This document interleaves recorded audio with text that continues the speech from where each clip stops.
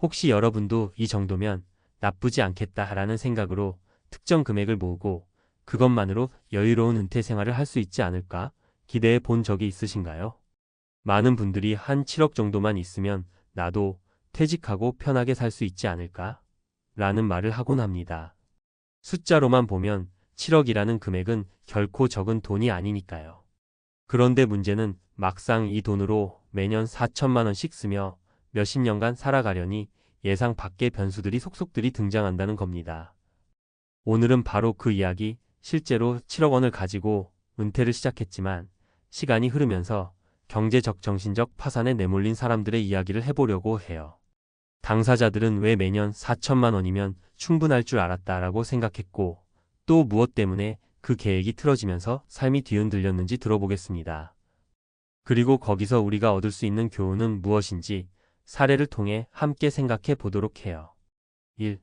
왜 7억이라는 숫자에 속는 걸까? 7억이라는 금액은 굉장히 크게 느껴지기도 하죠.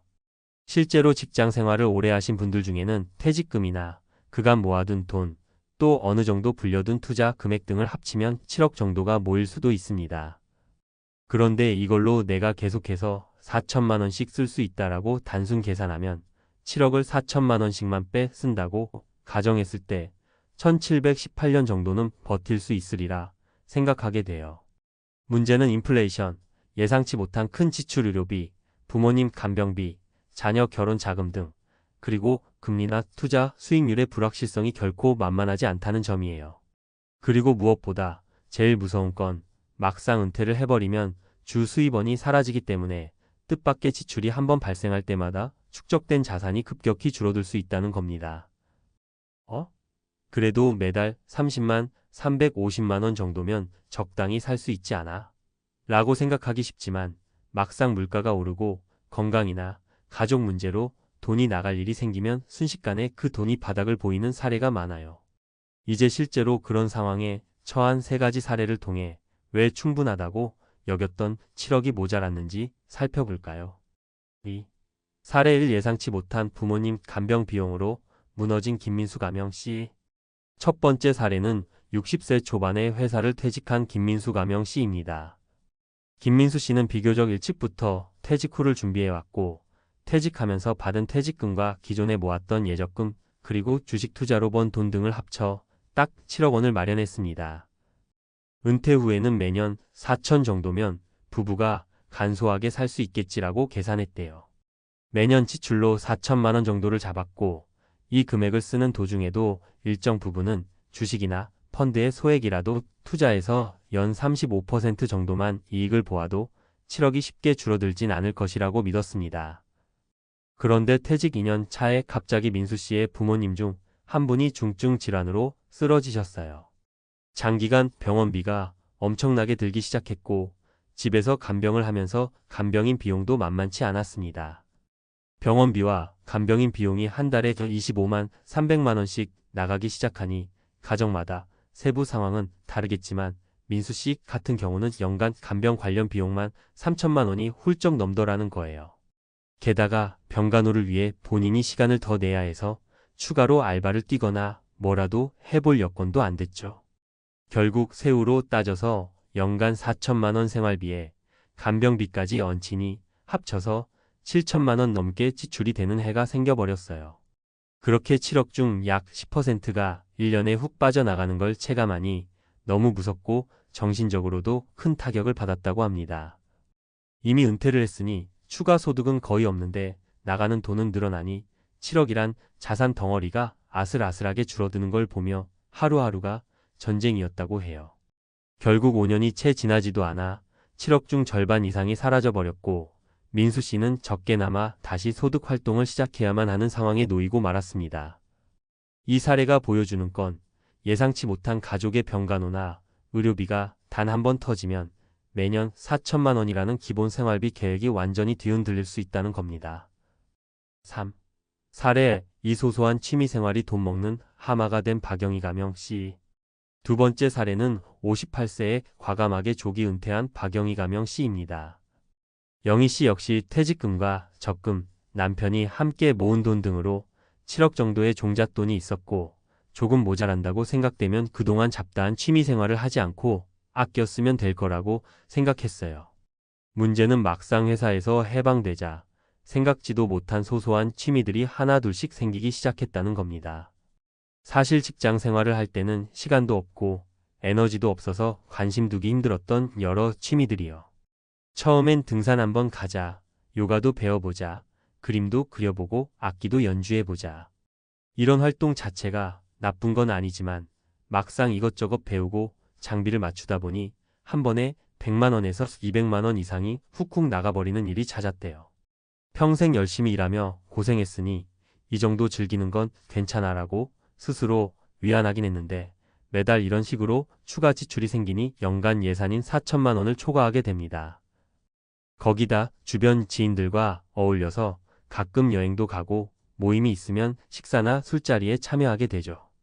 영희 씨 말로는 살면서 나도 좀 재밌게 살아보자 했는데 막상 취미가 늘고 사교 활동이 늘어나니 매달 10만 150만 원씩 추가로 쓰게 되더라라고 하더라고요.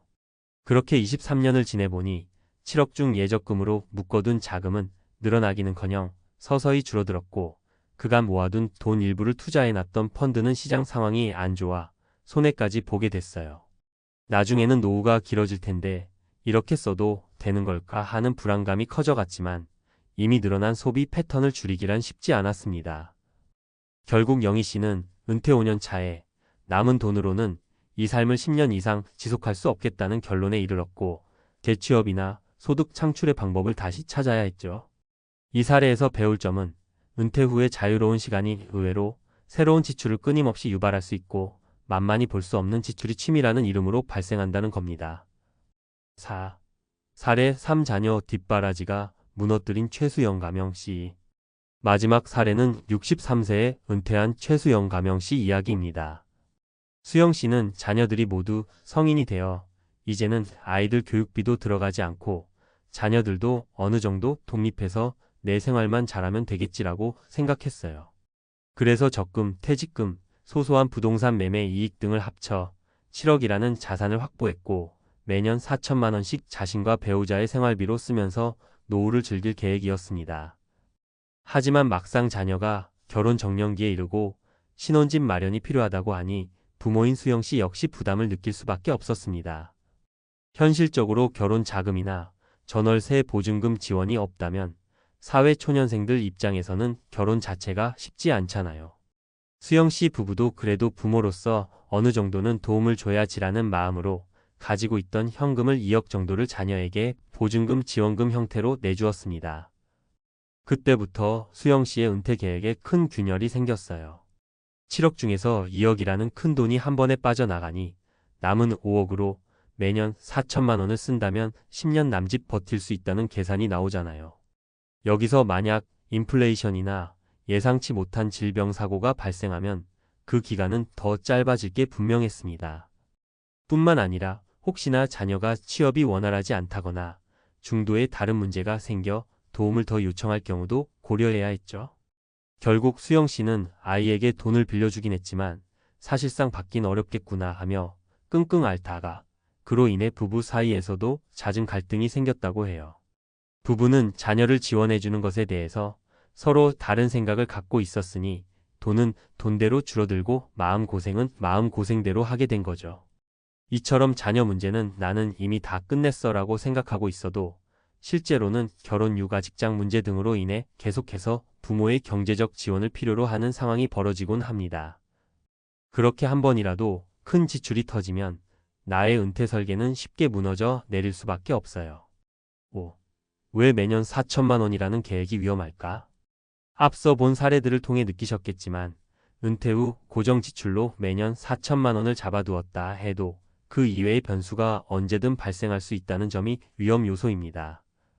실제로 은퇴 상태에서는 소득이 제한적이니 한 해라도 계획된 범위를 크게 초과하는 지출이 생기면 재정이 급격히 무너질 수 있어요. 특히 매년 4천만 원을 쓴다는 것은 한 달에 300만 원 초중반을 생활비로 소비하는 형태인데 2인 가구 기준으로 보면 의외로 빠듯할 수도 있고 또 그 이하로 줄여 생활하기가 생각보다 쉽지 않을 수 있습니다. 거기에 인플레이션이 34%만 되어도 5년 뒤에는 300만 원의 가치를 유지하려면 350만 원 이상이 필요해질 수도 있죠. 이렇게 변동 요인 인플레이션, 가족 간병, 자녀 지원, 추가 생활비 등으로 인해 단순 계산만으로 7억이면 매년 4천만 원씩 17년 정도는 살 수 있지 않을까? 했던 기대가 어느 순간부터 크게 어긋나게 됩니다. 6. 그렇다면 어떻게 해야 할까? 여유 자금 마련. 아무리 철저하게 계획해도 가족 간병 비의료 비자녀 지원금 등의 목돈 지출은 언제든 닥칠 수 있습니다. 최소한 전체 자산의 1020% 정도는 긴급 상황을 위한 별도 자금으로 따로 떼어두는 것이 좋습니다. 실제로 위 사례에서 갑작스럽게 돈이 빠져나간 경우는 이런 비상금을 마련해두지 못해서 타격이 더 컸죠. 은퇴 후에도 소득을 만드는 활동 고려. 요즘은 완전 은퇴보다는 세컨드 잡이나 소규모 창업 혹은 재취업 등을 통해 어느 정도 수입을 유지하는 분들이 늘어나고 있습니다. 그래서 처음부터 난 딱 은퇴하고 놀 거야가 아니라 소득도 창출하고 사회적 관계도 이어갈 수 있는 반은퇴 모델을 설계해 보는 것을 추천합니다. 소비 패턴과 라이프 스타일 재점검. 회사 다닐 때는 오히려 시간과 체력의 제약 때문에 돈을 많이 쓸 일이 적었을 수 있지만 막상 은퇴를 하면 자유시간이 많아져 소비 욕구가 높아질 가능성이 큽니다. 취미생활, 여행, 모임 등. 처음부터 어느 정도 소비 한도를 정하고 필요한 때는 쓰되 꼭 필요한 지출인지 고민하는 과정을 거쳐야 해요. 자녀 지원 범위를 사전에 합의. 자녀가 있다고 해서 무조건 지원해야 하는 것은 아니지만 실제로는 많은 부모들이 아이들의 결혼집, 마련 학자금 등으로 큰 돈을 지출하게 됩니다. 이는 미리 자녀와 대화해서 어느 범위까지 책임질지 혹은 도움은 주지만 정확히 빌려주는 것인지 합의해두는 것이 좋습니다. 그렇지 않으면 감정적인 문제로 갈등이 생기고 결국 내 은퇴 생활에도 치명적 영향을 미칠 수 있어요. 7. 마무리하며. 7억으로 시작했지만 은퇴 후 파산. 매년 4천만 원의 함정에 빠지다. 라는 이야기가 허무맹랑하게 들릴 수도 있어요. 왜냐하면 7억이라는 돈이 결코 적은 액수가 아니니까요. 하지만 현실은 우리가 보통 인생에서 맞닥뜨리는 여러 변수가 한 번에 혹은 연속적으로 찾아올 때 그 어떤 커 보이는 자산도 흔들릴 수 있다는 걸 증명해 줍니다. 특히 은퇴라는 건 소득이 사라진 상태에서 남은 자산으로만 생활해야 하는 시기이기 때문에 신중한 계획과 변수에 대한 대비책이 훨씬 더 중요해요. 7억이든 10억이든 간에 숫자의 크기가 문제가 아니라 그 돈을 어떻게 운용하고 예기치 못한 상황들을 어떻게 대처하느냐가 열쇠입니다. 많은 분들이 은퇴를 꿈꾸면서도 실제로는 그 이후의 삶에서 느낄 책임과 불안을 간과해요. 현실은 막상 닥쳐보면 계획보다 더 복잡하고 더 많은 돈이 필요하거든요. 그러니 만약 지금 은퇴를 준비하고 계신다면 나는 매년 얼마까지 쓸 수 있는가? 라는 단순 계산에 그치지 않고 예상치 못한 의료비 간병비 투자, 손실 자녀 지원 등으로 인한 긴급 자금 소요까지 고려한 플랜 B, 플랜 C를 꼭 마련해 두셨으면 좋겠습니다. 결론적으로 은퇴 후 삶은 생각만큼 달콤하지도 우울하지도 않을 수 있습니다. 다만 얼마나 준비되어 있느냐에 따라 적당히 편안하고 여유로운 노후를 누릴 수도 있고 갑작스럽게 공공한 상황에 내몰릴 수도 있어요.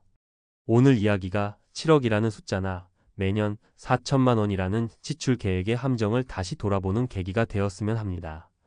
무엇보다 여러분께서도 단순 계산 이상의 리스크를 꼭 인지하시고 가족과 미래를 위한 현실적인 노후 전략을 세우시길 응원합니다. 정년 뒤엔 좀 쉬면서 가볍게 돈 벌면 되겠지. 30년간 법정의 중심에서 판결로 세상을 움직이던 김 판사 63는 그렇게 믿었다. 하루 12시간씩 치열한 재판에 매달리며 나도 은퇴하면 이제 4시간 좀 가져야지라고 스스로를 달랬다. 그러다 우연히 들은 말, 개인 택시는 면허값만 내면 평생 용돈 벌 수 있어요. 퇴직금 일부를 덜컥 투자해 개인 택시 번호판을 샀고 멋지게 꾸민 K택시를 출고했다. 문제는 6개월이면 알 수 있었다. 내가 준비한 건 면허뿐, 삶의 설계도는 없었다는 잔혹한 진실. 본문 은퇴 후 6개월 만에 무너진 이유, 그리고 우리가 미리 점검해야 할 것들. 택시가 문제가 아니었어. 은퇴를 준비하는 내 태도가 진짜 문제였지. 김 판사. 1. 직업 정체성 끊어내기 실패 내가 누구인지 공백에 빠지다. 재판정의 권위는 택시 안에선 통하지 않는다. 30년 동안 판결문 한 줄이 곧 자기 존재였던 김 판사는 손님이 툭 던진 기사님, 길 좀 빨리 가요. 한마디에 자존감이 흔들렸다. 사례 58세 은행 지점장 카페 사장. 지점장 시절 VIP 모시기 선수였던 이 씨는 퇴직 후 카페를 열었지만 손님들의 소소한 불만 리뷰에 상처받아 1년도 못 버티고 폐업. 직업명이 곧 자아였던 사람일수록 은퇴 뒤 평범한 손님이 되는 충격을 견디기 어렵다. 교훈 은퇴 전부터 내 명함 없는 나를 경험하라. 봉사활동, 동호회, 온라인 스터디자가 보이는 자리에서 호칭 없는 소통을 연습하면 충격이 완충된다. 2. 현금 흐름 착시 용돈 택시가 아니라 적자 택시였다.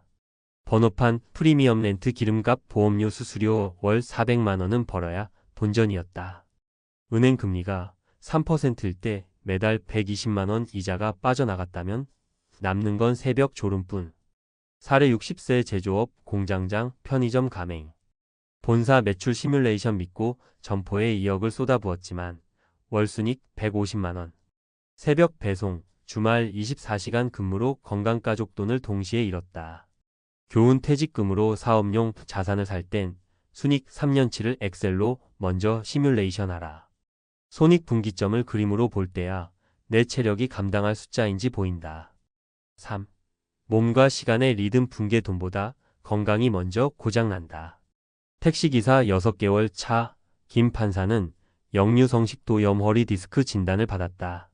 말로만 듣던 야간, 새벽, 불규칙 식사의 3종 세트가 몸을 덮쳤다. 사례 61세 교사, 온라인 쇼핑몰 1인 사장. 낮엔 물건 포장, 밤엔 고객 응대. 3개월 만에 불면증이 시작됐고 매출보다 병원비가 더 빨리 늘어났다. 교훈 은퇴 후 선택한 일이 돈뿐 아니라 생활 리듬도 설계해 주는지 따져라. 4주만 밤낮이 뒤바뀌어도 근육량이 78% 감소한다는 영구서울대 의대 수면의학센터가 있다. 체력이 깨지면 현금 흐름도 동반 추락한다.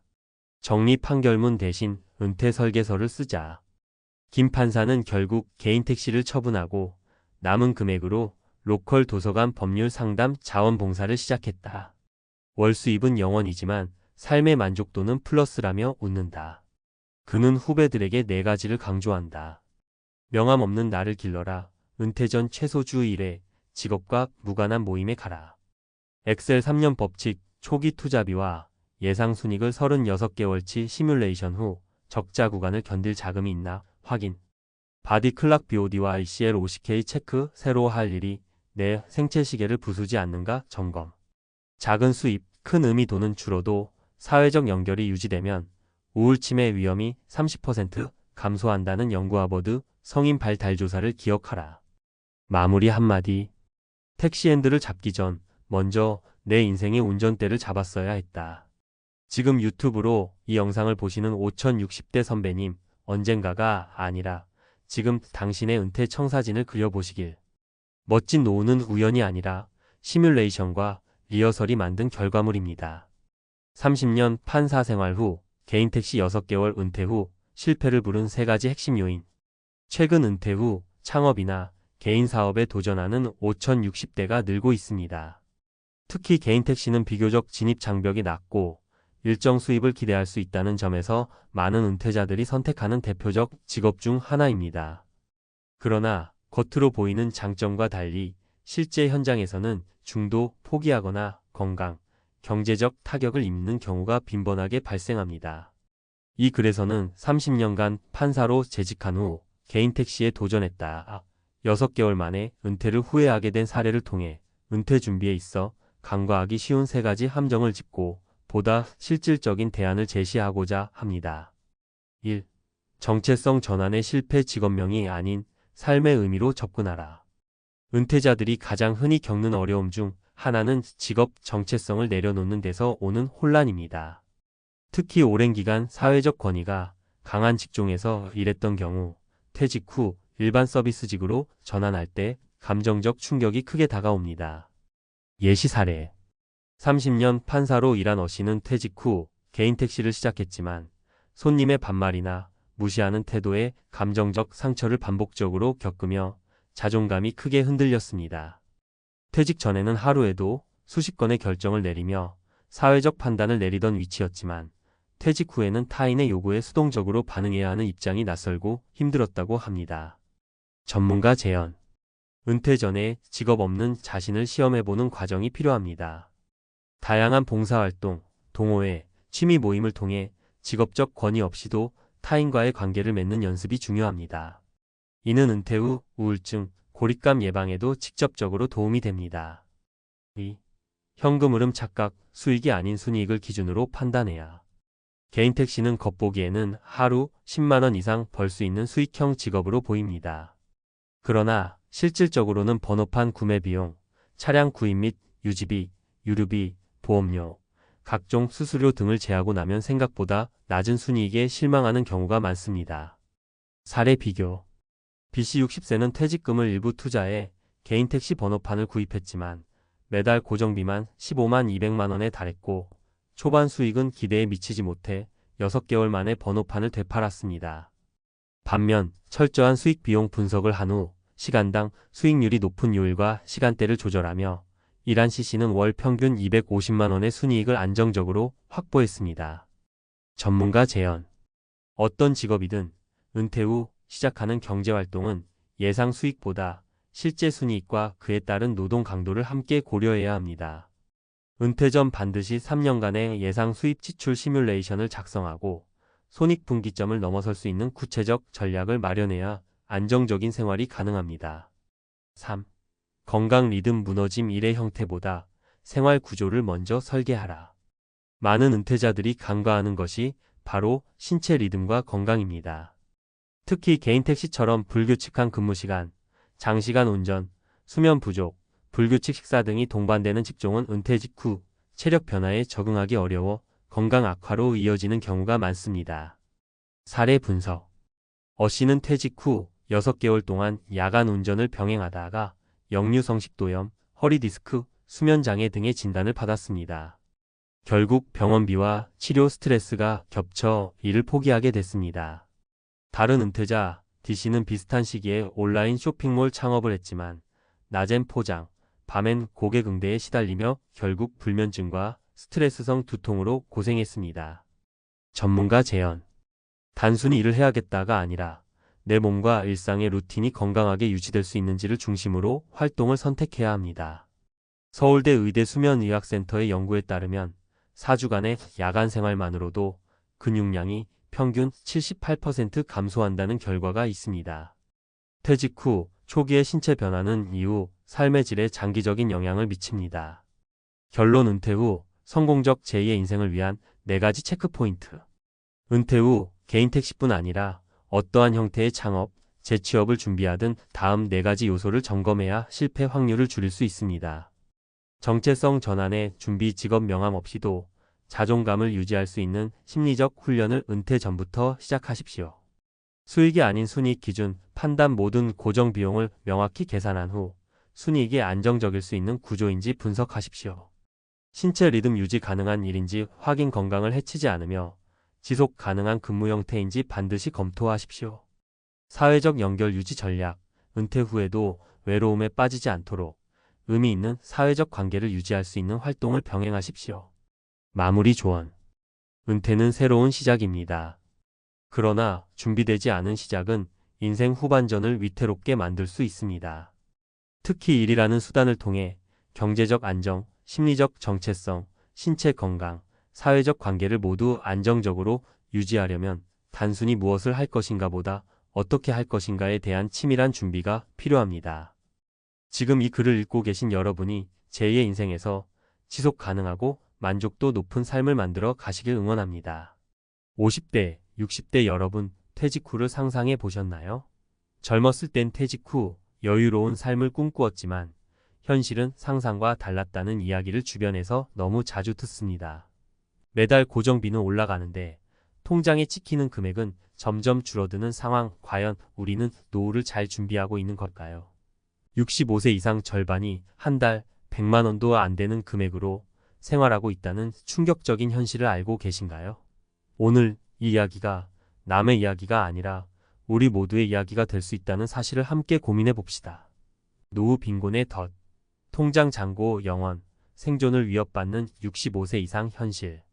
50대, 60대에 접어들면 우리는 점점 은퇴라는 단어를 실감하게 됩니다. 한때는 남의 이야기처럼 들렸던 노후 빈곤이라는 말이 점차 현실로 다가오는 느낌이죠. 젊었을 땐 직장을 다니며 월급이 꼬박꼬박 들어오고 미래에 대한 불안도 크지 않았습니다. 그런데 은퇴를 앞두고는 생각이 달라집니다. 내가 퇴직 후에 과연 이 생활 수준을 유지할 수 있을까? 라는 고민이 마음속 깊이 자리 잡죠. 노후 빈곤 남의 이야기가 아니다. 현실을 조금만 들여다보면 충격적입니다. 65세 이상 절반 이상이 한 달 생활비로 100만 원 이하로 살아간다는 조사 결과가 있습니다. 그리고 더 놀라운 건 그중 다수가 고정비를 줄이기 위해 하루하루 허리띠를 졸라매는 삶을 살고 있다는 사실입니다. 이게 남의 일이 아니에요. 지금 50대, 60대인 우리가 준비하지 않으면 바로 우리 미래의 모습일 수 있습니다. 사례 1 퇴직금만 믿었다가 3년 만에 바닥. 김 씨는 56세에 퇴직했습니다. 30년 넘게 직장을 다니며 받은 퇴직금 1억 5천만 원이면 충분할 거라고 생각했죠. 하지만 막상 퇴직 후 생활은 생각만큼 쉽지 않았습니다. 매달 고정비로 나가는 주택 대출 이자, 자녀 대학 등록금, 생활비가 빠져나가자 퇴직금은 3년도 안 돼 바닥났습니다. 지금은 월 70만 원 남짓한 국민연금에 의존하며 하루하루를 살아가고 있습니다. 김 씨는 이렇게 말합니다. 젊을 때 퇴직금만 믿고 살았던 게 가장 큰 실수였습니다. 퇴직 후에도 돈이 계속 나간다는 걸 몰랐어요. 은퇴 전에 철저히 준비하지 않은 게 이렇게 큰 후회로 남을 줄 몰랐죠. 사례 2 자영업 실패 후 노후 파산. 이 씨 부부는 퇴직 후 작은 카페를 운영하기로 했습니다. 퇴직금과 대출로 약 1억 원을 들여 카페를 열었죠. 하지만 경험 부족과 경영 실패로 2년 만에 문을 닫게 되었습니다. 대출 이자는 그대로 남아 있었고 퇴직금도 모두 잃었습니다. 지금은 60대 중반에 들어서지만 대출금을 갚기 위해 아르바이트를 전전하고 있습니다. 이 씨의 한마디는 우리에게 큰 교훈을 줍니다. 퇴직 후엔 뭔가 해보겠다는 생각보다 먼저 내가 가진 자산을 지킬 방법부터 고민했어야 했어요. 경험 없이 무리하게 시작한 자영업이 이렇게까지 큰 부담이 될 줄 몰랐습니다. 사례 3 노후 생활비를 과소평가한 최 씨. 최 씨는 젊을 때부터 알뜰하게 살아온 편입니다. 하지만 은퇴 후엔 생각보다 돈이 많이 든다는 걸 절감했습니다. 병원비, 관리비, 예상하지 못했던 지출이 계속 발생했거든요. 국민연금 90만 원으로는 도저히 감당할 수 없었습니다. 결국 최 씨는 은퇴 후에도 아르바이트를 하며 부족한 생활비를 채우고 있습니다.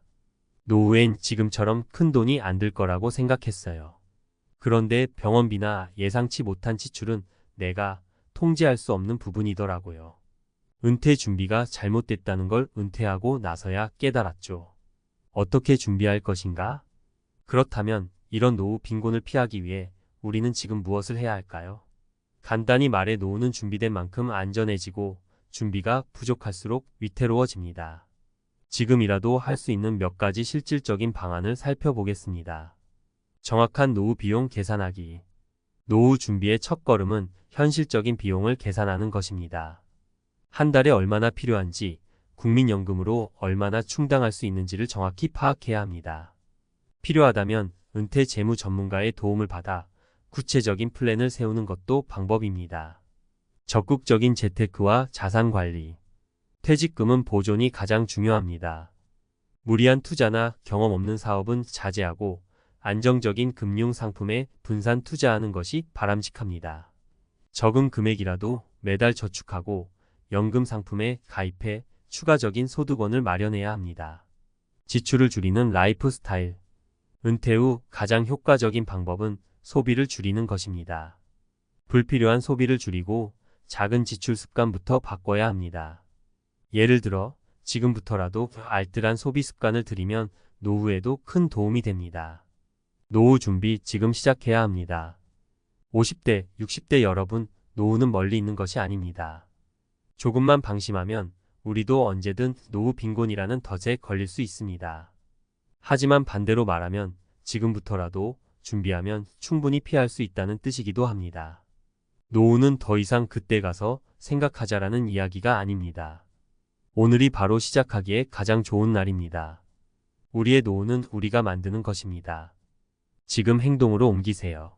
노후 빈곤, 우리가 지금 바로 준비해야 할 것들. 50대, 60대, 은퇴를 눈앞에 둔 여러분.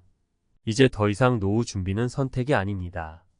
많은 분들이 이렇게 생각하실 겁니다. 나도 준비를 해야 한다는 건 알지만 어디서부터 시작해야 할지 모르겠어. 오늘은 전문가의 시선으로 현실적인 방법과 구체적인 행동 방안을 나누고자 합니다. 노후 빈곤을 피하기 위해선 무엇보다도 지금부터라도 진짜 준비를 시작해야 합니다. 단순히 돈을 모으는 것을 넘어서 우리의 사고방식과 생활 방식을 바꾸는 것이 핵심입니다. 오늘 이야기하는 내용을 차근히 따라 해보세요.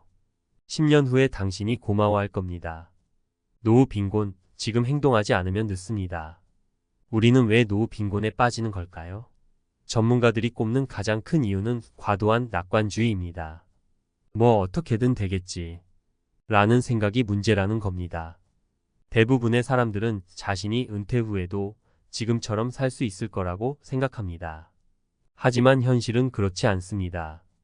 통계에 따르면 65세 이상 국민의 절반이 한 달 생활비로 100만 원 이하로 살아갑니다. 이 금액으로 주거비, 생활비, 의료비를 모두 충당하기란 사실상 불가능합니다. 살에 1돈이 다가 아니었습니다.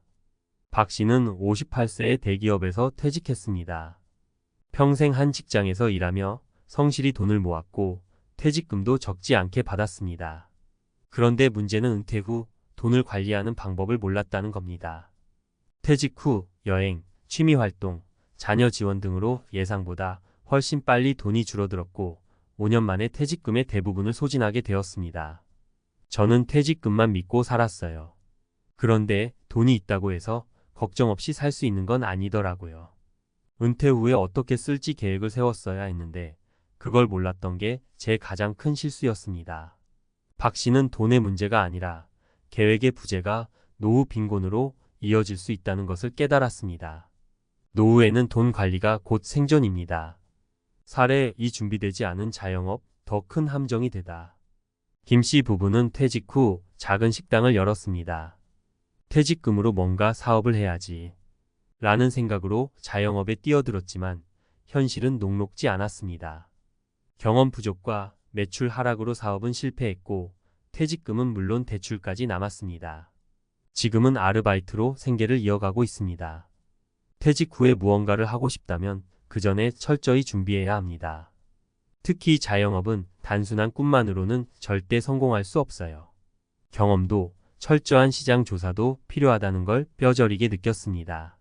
자영업은 노후에 흔히 선택하는 길이지만 철저한 준비 없이는 오히려 더 큰 재정적 위기를 불러올 수 있습니다.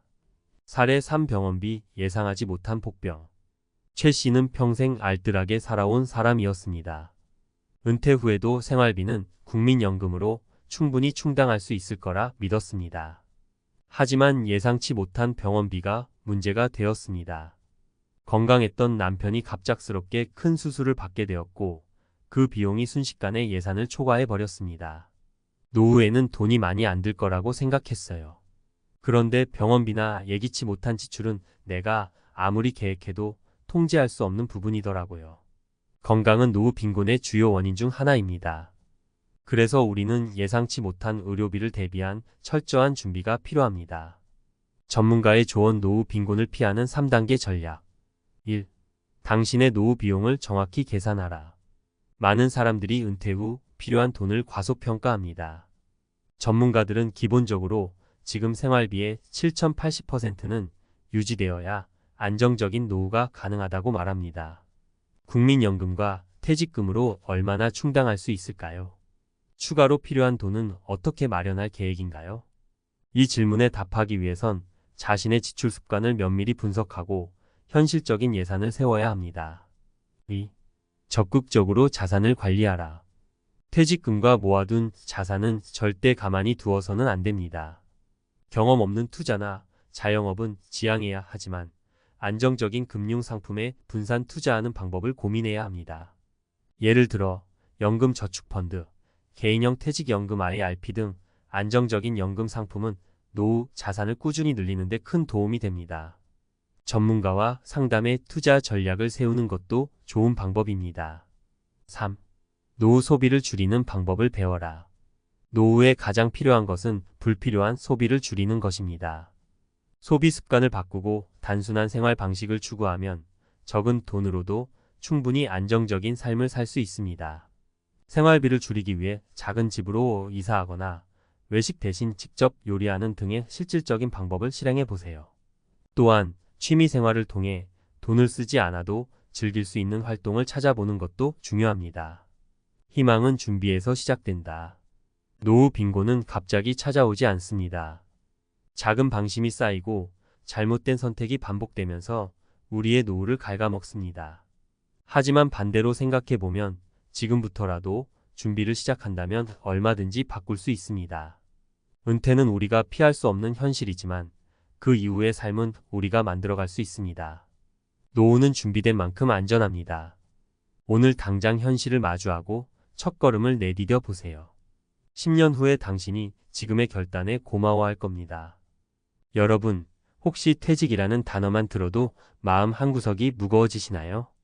아직 퇴직이 먼 얘기처럼 느껴지시는 분도 있고 퇴직이 눈앞으로 다가온 분도 계실 거예요. 혹은 이미 퇴직 후 새로운 삶의 무게를 온전히 느끼고 계실 수도 있겠죠. 누구나 한 번쯤은 겪게 되는 인생의 큰 전환점인 퇴직. 하지만 생각보다 많은 분들이 준비 없이 그 순간을 맞이하다가 마치 벼랑 끝에 서 있는 것처럼 막막함에 휩싸이곤 합니다. 특히 40대나 50대에 회사에서 예고 없이 찾아온 퇴직이라는 통보를 받으면 마음은 물론이고 일상이 송두리째 흔들리기 마련이죠. 안정적이라 여겼던 직장을 그만두게 되면 당장 어떻게 살아가야 할지 고민이 깊어집니다. 혹시 내가 사회에서 도태된 건 아닐까? 앞으로 뭘 해서 먹고 살아야 하지? 이런 생각들이 쉴 새 없이 몰려옵니다. 오늘은 바로 그런 분들을 위해 또는 언젠가 그런 상황을 맞닥뜨릴지도 모르는 분들을 위해 이 이야기를 해보려 해요. 그야말로 벼랑 끝에 선 50대가 어떤 과정을 거쳐 새로운 삶의 길을 찾아갔는지, 그리고 우리가 거기서 배울 수 있는 교훈은 무엇인지 3가지 사례를 통해 함께 살펴봅시다. 그리고 이 글이 작은 위로와 희망의 메시지가 되었으면 좋겠습니다. 1. 갑작스러운 명예퇴직 후 알바를 전전하던 A씨의 이야기. 제 지인의 지인, 그러니까 조금 건너 아는 분이 계신데 그분을 A씨라고 해볼게요. A씨는 평생 한 직장만을 바라보고 노력했던 전형적인 성실맨이었습니다. 회사가 그리 대기업은 아니었지만 20년 넘게 몸담으면서 크고 작은 프로젝트를 책임감 있게 완수해왔죠. 그런데 어느 날 회사에서 불황을 이유로 구조조정을 시행한다며 50세를 넘긴 직원들에게 명예퇴직을 제안해온 겁니다. A씨도 나 아니겠지라고 생각했대요. 그 정도로 자신이 회사에 기여를 많이 했고 성실성도 인정받고 있다고 믿었으니까요. 하지만 결과는 달랐습니다. 결국 그도 명예퇴직 대상자에 포함되었죠. 처음엔 울분도 터지고 서글프기도 하고 가슴이 너무 답답했답니다. 바로 다음 달부터 당장 월급이 끊긴다는 현실감이 전혀 들지 않았다고 해요. 평소 저축을 조금씩 해두긴 했지만 아이들 교육비며 생활비며 생각보다 지출이 많아서 곧 통장 잔고가 바닥을 드러냈습니다. 그래서 부랴부랴 아르바이트 자리를 알아봤죠. 새벽 배송부터 택배 상하차, 대리운전까지 닥치는 대로 일을 했대요. 아르바이트로 생활비를 메우는데 급급하다 보니 정신없이 하루하루 보냈다라는 게 A씨가 해준 말이었어요. 그런데 문제는 이 아르바이트들이 생각보다 몸에 무리가 많다는 거예요. 택배 상하차를 할 땐 온몸이 쑤시고 대리운전을 하면 밤낮이 뒤바뀌어 생활 리듬이 깨져버리니 금세 피곤함이 쌓이더랍니다. 게다가 주변에는 나와 같은 처지인 사람들이 계속 늘어나고 있으니 일자리 경쟁도 만만치 않았죠. 그렇게 몇 개월을 지내던 어느 날 A씨가 문득 느낀 게 있대요. 이대로 있다가는 무너지고 말겠구나.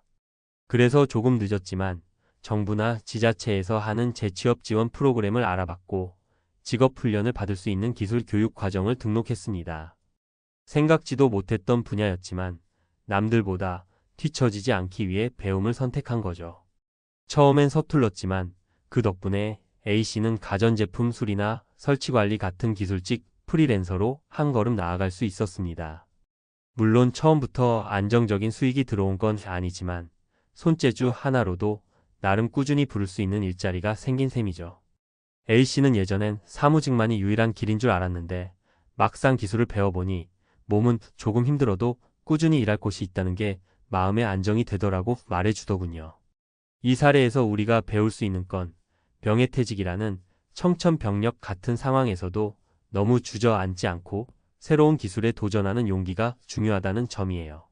아무리 퇴직이 갑작스럽게 찾아왔어도 나를 다시 준비시키는 건 내가 직접 움직여야 한다는 사실이죠. 2. 가게를 차렸지만 실패한 B씨 재도약의 비결을 찾다. 두 번째 사례는 제 지인인 B씨 이야기예요. B씨는 퇴직하면 노후엔 가게나 하나 해볼까? 라고 늘상 말하던 분이었어요. 한때 유행했던 분식집이나 작은 카페, 이른바 장사가 잘 된다는 아이템에 관심이 많았죠. 50대 중반에 회사를 나와 모아둔 퇴직금으로 가게를 하나 차렸는데 현실은 녹록지 않았습니다. 처음엔 주변에서 축하도 많이 해주고 홍보도 열심히 해서 꽤 장사가 잘 되는 듯 했어요. 문제는 식재료 비용이며 임대료가 생각보다 많이 들었다는 거예요. 또 대기업 프랜차이즈가 근처에 우후죽순 들어서니까 경쟁이 심해졌죠. 손님이 줄자 매출이 곤두박질 쳤고 결국 가게 문을 닫게 됐어요. 퇴직금으로 시작한 사업이었는데 목돈까지 까먹으니 막막했던 건 말할 필요도 없었죠. 내가 평생 월급쟁이로만 살아서 그런가? 사업체 운영이라는 게 이렇게 어려운 줄 몰랐어. B씨가 얘기해 주는데 한편으론 안쓰럽고 한편으론 교훈도 되더군요. 가게를 접고 한동안 집에서 식음을 전폐하다시피 지내는데 보면 정말 사람이 번아웃 소진 상태가 돼 있더라고요. 그런 B씨를 다시 일으켜 세운 건 뜻밖에도 직업 상담사 선생님과의 만남이었대요. 폐업하고 나서 구직 활동을 해야겠다고 마음먹고 고용센터를 방문했는데 담당 상담사가 경영 경험이 있고 사람을 다루는데 능숙하시니 상담원으로 적합할 수 있다고 권유했답니다. 처음엔 내가 무슨 상담을 해? 라고 생각했는데 막상 지원하고 교육 과정을 들으며 사람들의 이야기를 듣고 조언을 주는 일이 꽤 보람이 있다고 느꼈대요. 결국 몇 달 뒤에는 고용센터에서 주관하는 프로그램에 보조 강사로 참여하며 경험을 쌓았고 지금은 청년 창업을 돕는 민간 컨설팅 업체에서 현장 코디네이터로 일하게 됐습니다. 본인이 가게를 운영하며 쌓은 실패와 성공 노하우를 솔직하게 들려주다 보니 창업을 꿈꾸는 젊은 친구들이 오히려 B씨의 경험을 귀담아 듣더라는 거죠. 이 사례에서 중요한 점은 퇴직금을 들여 사업을 했더라도 실패했다고 해서 끝이 아니며 그 경험 자체가 또 다른 직업 기회로 이어질 수 있다는 점입니다. B씨는 50대 후반에 다시 시작한다는 게 쉬운 일은 아니지만 실패 경험도 자산이라는 걸 깨닫고 나니까 마음이 많이 편해졌다고 하더군요. 3. 인생 2막을 봉사로 시작한 C씨의 전환. 마지막 사례는 조금 특별합니다. 돈을 버는 일도 물론 중요하지만 은퇴 이후의 삶을 봉사나 사회공헌 활동으로 채워가는 분들도 있거든요. C씨는 30년 가까이 공공기관에서 근무하고 58세에 정년퇴직을 하셨어요. 처음 12개월은 여행도 다니고 몸도 좀 쉬면서 퇴직자 놀이를 즐겼다고 해요. 그런데 문득 너무 편한 생활에 허무함이 몰려오더랍니다. 평생 출근하고 회의하고 야근까지 하느라 정신없이 지냈는데 막상 쉼이 찾아오니 이제 뭘 해야 하나? 라는 생각이 들었던 거죠. 그래서 고민 끝에 지역복지관에서 진행하는 시니어 멘토링 프로그램에 참여하게 되었답니다. 처음엔 내가 무슨 멘토를 해? 라고 반신반의했지만 젊은 세대를 위한 취업 면접 코칭을 해주다 보니 본인도 사회생활에서 쌓아온 노하우를 자연스럽게 전수하게 되었다고 해요. 그러다 보니 점점 재미도 붙고 나 같은 퇴직자들도 충분히 사회에 기여할 수 있구나라는 보람을 느끼게 되었다고 합니다. 물론 봉사가 돈이 되는 건 아니죠. 그런데 그 활동을 하면서 사람을 만나는 게 즐거워지고 점차 네트워크도 넓어지더라고요. 그 중에는 중소기업 인사 담당을 하는 후배도 있었고 또 다른 봉사단체에서 스카우트를 제안하기도 했습니다. 그렇게 인연이 이어져서 CC는 재단법인에서 시니어 대상 강의를 맡게 되었고 강사료를 받으면서 활동 범위를 넓혀가게 되었어요. 결국 CC는 어떻게 보면 난 나누겠다는 마음 하나로 시작했는데 그게 또 다른 일의 문이 됐다고 하더라고요. 회사에 속해 일하는 것이 전부였던 삶을 벗어나서 본인이 직접 일거리를 만들고 또 즐겁게 일하고 있다는 점이 참 인상 깊었습니다. 이 세 번째 사례가 주는 메시지는 은퇴 후의 삶이 단지 돈을 버는 것에 한정되지 않는다는 거예요. 물론 경제적인 안정이 큰 부분을 차지하긴 하지만 봉사나 사회 참여를 통해 자신만의 보람을 찾고 뜻밖의 기회를 만나는 경우가 실제로 존재합니다. 은퇴 후 우리가 가져야 할 마음가짐. 자, 이렇게 세 가지 사례를 함께 살펴봤습니다. 모두 50대를 전후해서 퇴직이라는 큰 변화를 겪었고 그 뒤에 전혀 다른 인생길을 찾아 나선 분들의 이야기죠. 요약하자면 다음과 같은 메시지가 있어요. 새로운 기술이나 직업 훈련에 도전하자. A씨가 몸으로 부딪히며 기술을 익히고 결국 프리랜서로 나아간 것처럼 스스로를 업그레이드하는 투자와 노력이 중요합니다. 실패도 경험이 될 수 있다. B씨의 사례처럼 사업 실패 경험조차 다시 일어설 수 있는 자산이 되기도 합니다. 내가 잃은 건 무엇이고 얻은 건 무엇인가? 곰곰이 살펴보면 그 안에 새로운 길이 숨어 있을지도 모릅니다. 봉사와 사회 참여는 또 다른 기회를 만든다. CC가 말해주듯 꼭 돈을 버는 일이 아니더라도 누군가에게 도움을 주는 활동이 오히려 더 큰 인연과 기회를 가져다 줄 수 있습니다. 그렇다면 은퇴를 앞둔 분들이나 이미 은퇴 후 막막함을 느끼는 분들은 어떻게 해야 할까요? 제 생각엔 너무 큰 목표나 계획을 한 번에 이루려 하기보단 작은 실천을 하루하루 해나가는 게 중요한 것 같아요. 당장 자격증 하나를 준비한다든지 지역 커뮤니티 모임이나 지자체 프로그램에 참여해보는 식으로 말이죠. 또한 경제적인 측면에 대해선 미리미리 준비할 수 있으면 제일 좋겠습니다. 물론 이미 회사에서 나와 어쩔 수 없이 벼랑 끝에 서 있는 기분이 드시는 분도 계실 거예요. 그럴수록 더더욱 내가 가진 자산, 연금, 건강, 그리고 나의 역량을 꼼꼼히 따져봐야 합니다. 나는 내년에 얼마를 벌 수 있을까? 내가 가진 기술은 무엇이고 어떤 시장에서 통할까? 같은 질문을 구체적으로 해보면서 무엇을 공부해야 하지? 어디서부터 도움을 받아야 하지? 를 계획해 볼 필요가 있죠. 그리고 중요한 건 건강입니다. 50대에 접어들면 몸이 예전 같지 않다고 느낄 때가 많은데 이 시기엔 더욱 운동이나 식습관 관리를 해줘야 해요. 나는 더 이상 젊지 않아 하고 포기하기보다는 내가 건강해야 뭐든 다시 해볼 수 있지라고 긍정적으로 마인드셋을 가져야 합니다. 끝으로 한 가지 더 말씀드리고 싶은 건 퇴직 이후의 삶에도 꿈이나 목표가 반드시 필요하다는 거예요. 직장에 다닐 때는 어느 정도 목표가 정해져 있었잖아요. 매년 승진을 한다거나 프로젝트를 완수한다거나 하는. 하지만 은퇴 후에는 그런 명확한 목표가 없으니 허무함이나 우울감이 찾아오기 쉬워요. 그러니 하고 싶은 일 리스트를 작성해 보시길 권해드립니다. 요리든 그림이든 아니면 외국어 공부든 가족 여행이든 사소한 목표라도 계속 유지해보는 거죠. 퇴직 후 벼랑 끝에 선 50대 먹고 살 길을 찾아 헤맨 눈물의 기록이라는 제목처럼 어느 순간 우리도 그런 상황에 내몰릴 수 있습니다. 사실 사회는 빠르게 변하고 있고 어느 누구도 100% 안전하다고 장담할 수 없으니까요. 그렇기에 더더욱 은퇴 후를 막연히 두려워하기보다는 스스로를 다독이며 계획하고 실행해보는 자세가 필요하다고 생각합니다. 이 글을 읽으신 분들께 조금이라도 공감과 위안, 그리고 작은 실천의 동기가 되었으면 해요. 은퇴는 끝이 아니라 인생 이막이 시작되는 지점일 수 있고 때론 더 자유롭게, 더 풍성하게 살 수 있는 기회가 되기도 하니까요. 부디 이 세 가지 사례와 제 조언이 여러분께 힘이 되길 바라며 혹시 지금 막막함을 느끼고 있다면 잊지 마세요. 여러분이 가진 경험과 능력은 결코 헛된 것이 아니고 새로운 길을 찾는 데 분명 도움이 될 거예요.